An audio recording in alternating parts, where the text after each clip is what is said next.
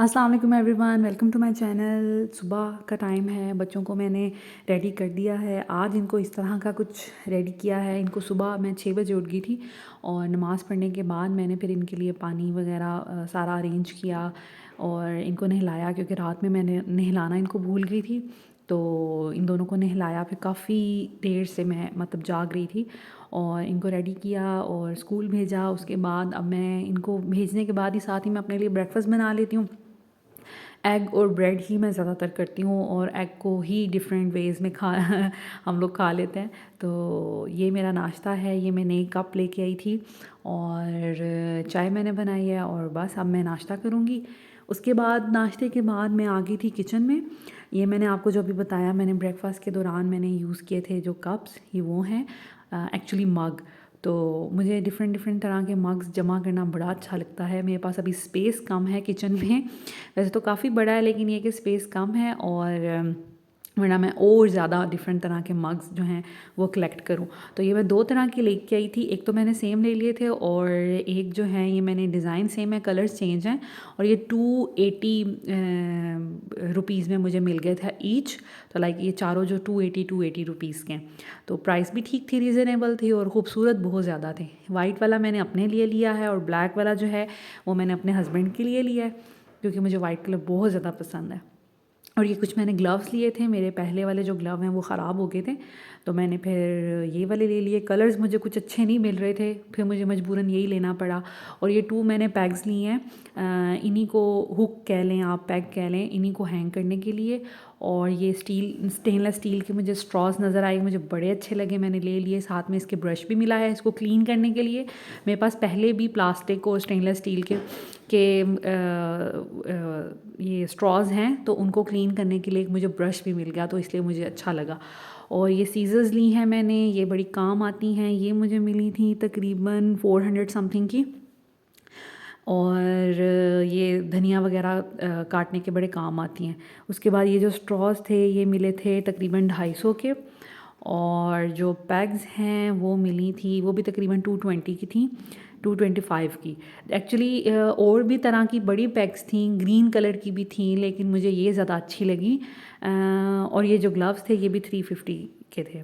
तो ये वाली पैग्स मुझे इसलिए अच्छी लगी कि ये किचन से रिलेटेड थी। और कप्स की जो है प्राइस मैं बता चुकी हूँ, ये 280 ईच में मुझे मिले हैं।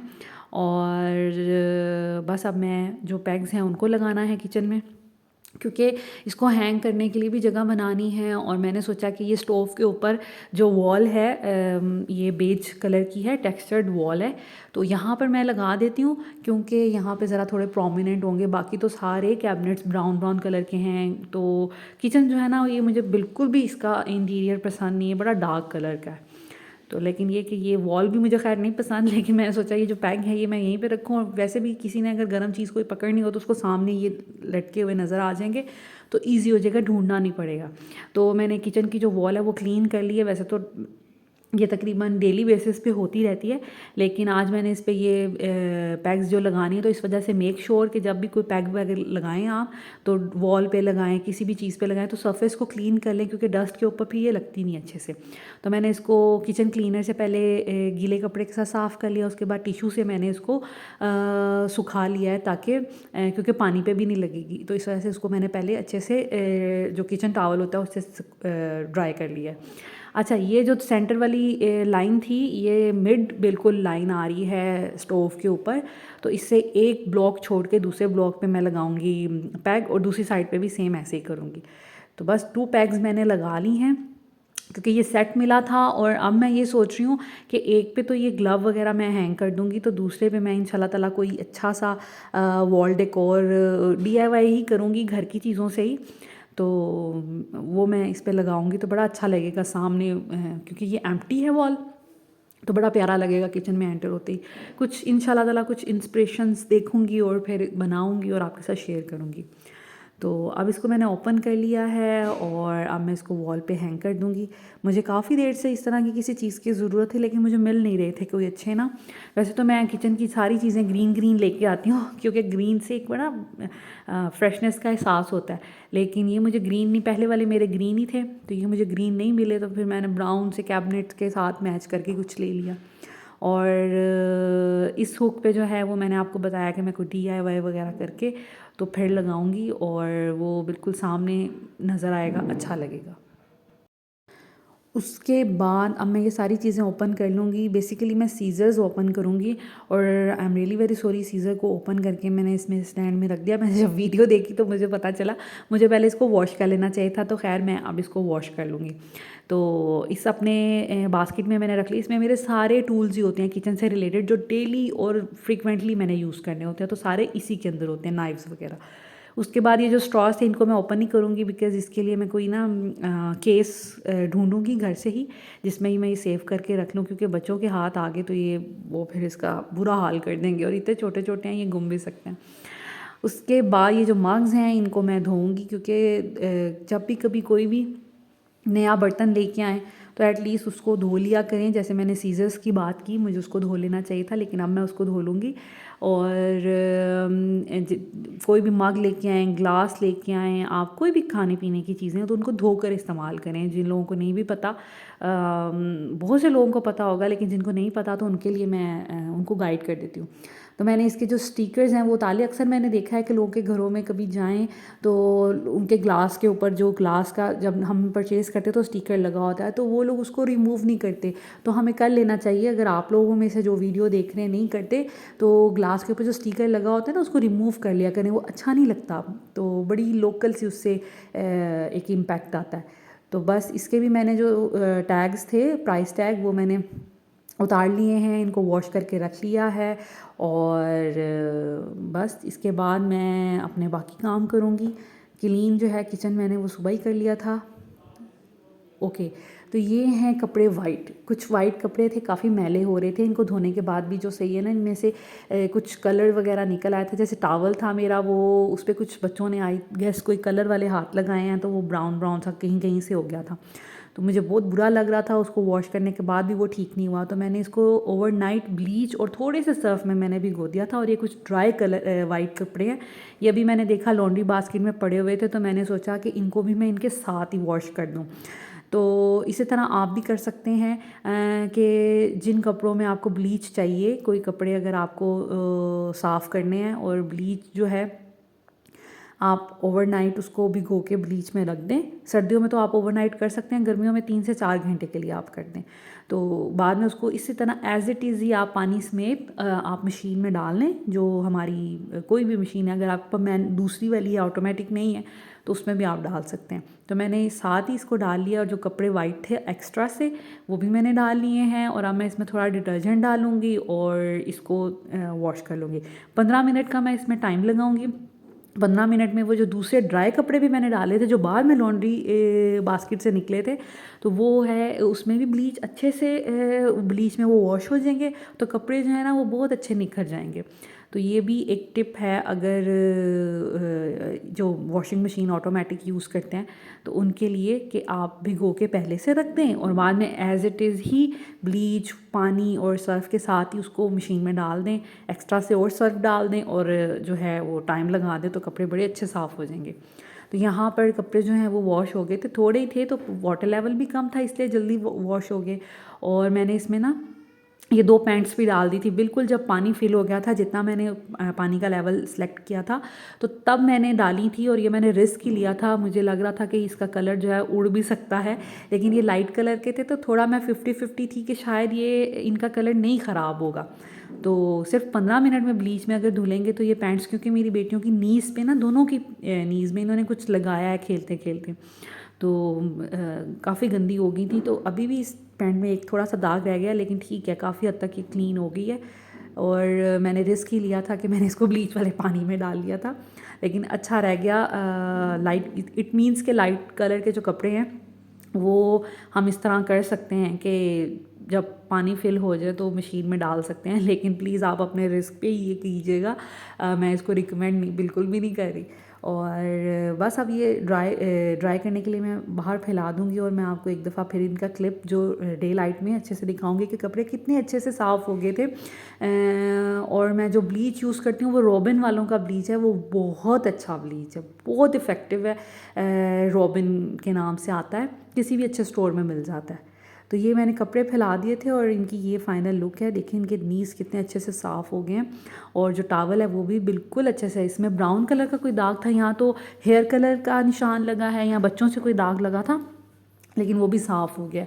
और ये जो वाइट पैंट्स हैं मेरी बेटी की, ये भी बहुत ज़्यादा गंदी उसने कर ली थी। वाइट कलर मुझे पर्सनली बहुत पसंद है, इसलिए मैं वाइट कलर के बहुत कपड़े ले लेती हूँ बच्चों के भी, लेकिन ये कि बच्चे फिर गंदे भी बहुत करते हैं, उनको मेंटेन करना भी बहुत मुश्किल होता है। तो यहाँ पर लंच टाइम था, बच्चियाँ जो हैं वो स्कूल से आ गई थी, तो मैंने फिर सोचा कि आज रैप्स बना लूँ। चिकन टिक्का जो है वो मैंने मैरिनेट करके रखा था, उसको भी मैंने कुक कर लिया है। और ये फ्राइज़ बनाने का एक तरीका है, मेरी टिप है, बड़ी इजी है कि आप जब आलू काटें उसमें थोड़ा सा आप नमक डाल दें और थोड़ा सा कॉर्नफ्लोर डाल दें। उससे ये कि जो फ्राइज़ है ना, और थोड़ा सा कॉर्नफ्लोर डालना है आपने, बिल्कुल 2 से 3 चम्मच। तो उससे ये कि जो फ्राइज़ है बड़ी क्रिस्पी सी बनती हैं और ऐसे सॉफ्ट सॉफ्ट सी नहीं बनती। और इसको आपने अगर फ्राई करना है तो फिर हल्का सा इनको थोड़ा ब्राउन करना है, तो फिर ये है कि आपकी काफ़ी देर तक फ्राइज़ अगर आप बाहर भी रखते हैं तो वो थोड़ी क्रिस्पी क्रिस्पी रहेगी, बिल्कुल ऐसा नहीं है कि सॉफ्ट हो जाए। एक तो आपने इसको कॉर्नफ्लोर लगाना है, दूसरा ये है कि आपने इसको गोल्डन ब्राउन करना है, बहुत ज़्यादा ब्राउन नहीं करना और बहुत ज़्यादा इसको white white like yellow yellow भी नहीं रखना, आपने इसको अच्छा सा गोल्डन ब्राउन करना है, तो फिर आपकी जो फ्राइज़ है ना बड़ी क्रिस्पी सी बनेगी। और पोटैटोज़ के मैंने ये इसको पील ऑफ नहीं किया था, क्योंकि ये वो नए वाले आलू हैं, इनके ऊपर जो हल्का हल्का पील लगा होता है, वो पानी से वॉश अगर आप करते हैं तो तभी साफ़ हो जाता है, तो इसका छिलका उतारने की कोई ऐसी ज़रूरत नहीं है। ये सॉफ्ट सा ही होता है और इसको खाने में भी ये बुरा नहीं लगता। तो पता नहीं अब कुछ लोग शायद इसका भी उतारते होंगे या वो इस चीज़ को क्रिटिसाइज़ भी कर सकते हैं कि मैंने क्यों नहीं उतारा, तो बस इसलिए नहीं उतारा कि ये बहुत सॉफ्ट होता है और इसको सिर्फ वॉश करना होता है, ऐसे जिसका छिलका नहीं भी उतारें तो कोई ऐसा इशू नहीं है। अच्छा, फ्राइज़ जो हैं वो हो गई थी गोल्डन ब्राउन, तो मैंने इनको निकाल लिया था, बड़ी अच्छी क्रिस्पी सी हो गई थी। और यहाँ पे मैं रैप बनाने की अब तैयारी कर रही हूँ, फ्राइज़ मेरी बन गई हैं। ये वो चिकन टिक्का है जिसको मैंने फूड प्रिपरेशन की वीडियो में मैरिनेट करके रखा था, इसमें मैंने 2 से 3 चम्मच ऑयल डालकर, कुकिंग ऑयल, और इसको बस स्टीम पे रख दिया था और ये बहुत अच्छा सॉफ्ट हो गया था 10 से 12 मिनट में। तो अब बनने लगा है टोटिया रैप्स। ये टोटिया ब्रेड होती है, इजीली सुपर स्टोर्स पे मिल जाती है। इसका स्पेलिंग जो होते हैं वो टोर्टिला के नाम से होते हैं, लेकिन इसको प्रोनाउंस हम टोटिया कहते हैं, ठीक है। तो ये मैं एक बिल्कुल रोटी की तरह होती है, ये इजी रहती है। एक तो इसका साइज़ बड़ा होता है आम पीटा ब्रेड से, जो शवारमा ब्रेड होती है उससे। दूसरा ये कि ये थोड़ी पतली होती है, तो बड़ा कन्वीनियंट रहता है इसके साथ खाना। और इसको बस हमने हल्का सा सेकना होता है और आप इसको फ्रीज़ भी कर सकते हैं। वैसे तो इसकी डेट एक्सपायर होती है जैसे ब्रेड की होती है, लेकिन मैं इसको फ्रीज़ कर लेती हूँ, तो फिर तो आप इसको काफ़ी देर तक यूज़ कर सकते हैं। तो बस इस पे मैंने मेयोनीज़ लगाई है, मैंने बारबेक्यू सॉस लगाई है, थोड़ी मैं इसमें फ्राइज़ रखूँगी, चिकन रखूँगी, एंड दैट इज़ इट। अगर आपको अभी मैं बच्चों के लिए बना रही हूँ ना, इसलिए बच्चे समटाइम्स बाकी चीज़ों से थोड़ा ऑफेंड हो जाते हैं, इस वजह से मैंने इसको बिल्कुल लाइट रखा है। अगर आपने अपने लिए बनाना है तो आप इसमें वो डाल सकते हैं, प्याज डाल सकते हैं, शिमला मिर्च डाल सकते हैं। और जब मैं अपने लिए बनाती हूँ तो मैं ऐसे ही करती हूँ, इसमें शिमला मिर्च डाल लेती हूँ, प्याज डाल लेती हूँ, और इसमें ऑलिव्स, एलोपिनोज, इस तरह की चीज़ें डाल के ना बड़ा मज़े का बन जाता है और स्पाइसी सा भी बन जाता है एलोपिनोज वगैरह डाल के। तो बस ये मैंने एक बच्चों के लिए बना लिया है, ये सफ़िशेंट रहेगा उनके लिए, दोनों खा लेंगी, थोड़ी फ्राई साथ में ले लेंगी। और एक मैंने बनाया है अपने भाई के लिए, और बस ये इनको मैं वाइंड अप यहाँ पे करूँगी। और फिर मैंने रैप्स बना के बच्चों को दे दिए थे। उसके बाद बच्चे अपना टीवी टाइम एंजॉय कर रहे थे, साथ साथ लंच कर रहे थे। उसके बाद मैंने उनको थोड़ा सा पढ़ाया, जिसका मैंने क्लिप शूट नहीं किया, और फिर मैं लेट गई थी। मेरा आज कुछ भी करने को दिल नहीं कर रहा था। क्लीनिंग जो है वो हो चुकी थी और बर्तन वगैरह भी धुल चुके थे, तो ऐसा जितना कोई काम भी नहीं था। तो इस वजह से मैं फिर दोपहर में लेट गई थी, साथ साथ बच्चों को देखती रही और इनको थोड़ा होमवर्क करवाना था। छोटी बेटी के एग्ज़ाम स्टार्ट हो गए हैं तो उसको प्रिपरेशन करवाई, और उसके अलावा मैंने फिर दोपहर में कुछ भी नहीं किया। लेकिन शाम में आ गए हमारे घर कुछ गेस्ट, बिल्कुल जब वो बिल्कुल डोर पे थे, और मेरे हस्बैंड ने मुझे कॉल करके बताया कि नीचे गेस्ट आए हैं। तो बस फिर मैंने फटाफट रैप की तो तैयारी की हुई थी। फ्राइज़ मैंने नहीं बनाई, आलू मैंने नहीं काटे थे। शामी कबाब मैंने सोचा फ्रिज में जो फूड प्रिपरेशन की वीडियो में मैंने बनाए थे तो कितने आसानी मुझे हो गई कि मेरी एक डिश तैयार हो गई। नगेट्स जो हैं वो घर में पड़े रहते हैं, मैं ये डॉन के नगेट यूज़ करती हूँ, इनका कलर बहुत खूबसूरत आता है। और बस मैंने शामी कबाब बना लिए थे, रैप्स बना लिए थे, और ये मैंने एग बॉयल करके जल्दी से एग और मेयोनीज़, उसमें थोड़ा सॉल्ट डाला और ये कोल्ड सैंडविचेस मेरे बन गए थे। और ये है जी मेरी चाय की टेबल। चाय मैंने बना ली थी, उसके अलावा कोल्ड ड्रिंक भी रख दी थी। और ये हैं जी raps, shami kebab, cold sandwiches, थोड़े नगेट्स और चाय। बिस्किट घर में नहीं थे इसलिए मैंने नहीं रखे। तो बस हम लोगों ने सब ने मिलके फिर थोड़ी चाय एंजॉय की, गेस्ट के साथ बातें की। और ये सारी अब चीज़ें मैं यहाँ से क्लियर करूँगी। जो फ्रिज में रखने वाली हैं वो फ्रिज में रखूँगी। कुछ बच्चों ने भी फिर बीच में से थोड़े स्नैक्स वगैरह ले लिए थे। और रैप्स जो हैं वो गेस्ट को काफ़ी पसंद आए थे। तो बस अब मैं क्लीन अप करूँगी और लिविंग एरिया को थोड़ा क्लीन करूँगी। थक तो मैं, आज मेरा मूड ही नहीं था कुछ करने का, लेकिन फिर भी मुझे ये चाय वगैरह बनानी पड़ी। लेकिन ये कि अब मैं जल्दी से क्लीन अप करके तो फिर रेस्ट करूँगी।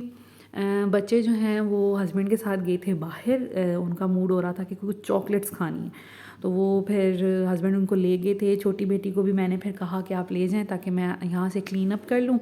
और क्योंकि आज मेरी तबीयत बड़ी अजीब सी हो रही थी, कुछ करने को भी दिल नहीं कर रहा था और मैं बस इरिटेटेड सी थी।